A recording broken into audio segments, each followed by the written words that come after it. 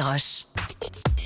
L'innovation avec Anissé Mbida. Bonjour Anissé. Bonjour Ombline, bonjour Alexandre. Bonjour Anissé. Bonjour à tous. L'innovation du jour, c'est peut-être le futur des énergies renouvelables. On a réussi pour la première fois à transmettre de l'électricité depuis des panneaux solaires situés dans l'espace. Oui, et ça fait des années qu'on en rêve, pouvoir installer des centrales solaires dans l'espace.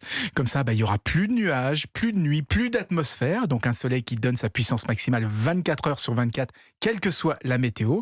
Mais jusqu'ici, ça restait purement théorique. Alors certes, on avait déjà réussi à transmettre de l'électricité sans fil sur Terre avec un faisceau d'ondes radio, mais on s'était toujours demandé si c'était possible sur des centaines de kilomètres et surtout depuis l'espace. Eh bien, c'est ce que viennent de prouver des chercheurs de l'Institut Caltech aux États-Unis.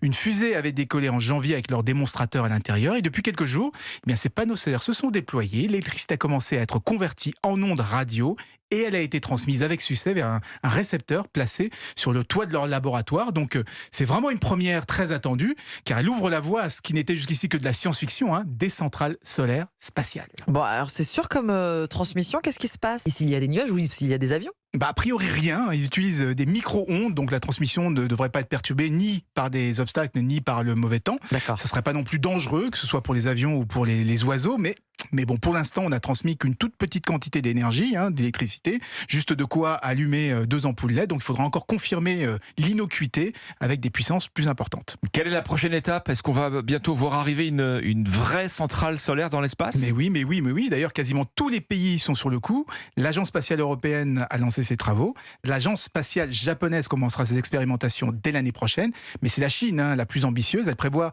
d'avoir une première mini-centrale opérationnelle dès 2030, avec l'objectif d'atteindre une puissance d'une centrale nucléaire en 2050. Et on parle quand même d'1 kilomètre carré de panneaux solaires, une structure qui est quand même immense à construire dans l'espace. Mais si on voulait créer la même chose au sol, il faudrait une surface de 20 kilomètres carrés de panneaux solaires. Donc on comprend tout de suite l'intérêt, 1 kilomètre, 20 kilomètres. Bien sûr. Merci Anissé. Europe 1.